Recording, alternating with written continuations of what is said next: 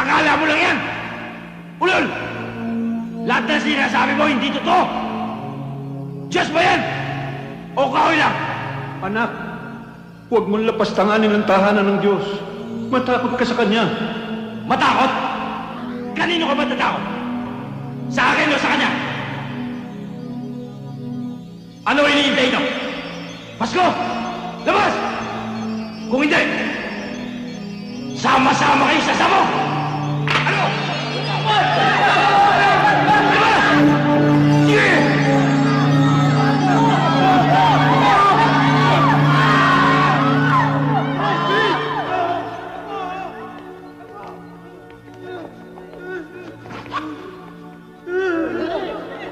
Ibalik mo ang pinanggranadang yan, Turlok. Huwag mo na hintayin nervyusin ako. Pag nagkataon, baka ikaw ang kauna-unahing buburol dito sa simbahan na ito. Baka ikaw ang unang ibuburol dito!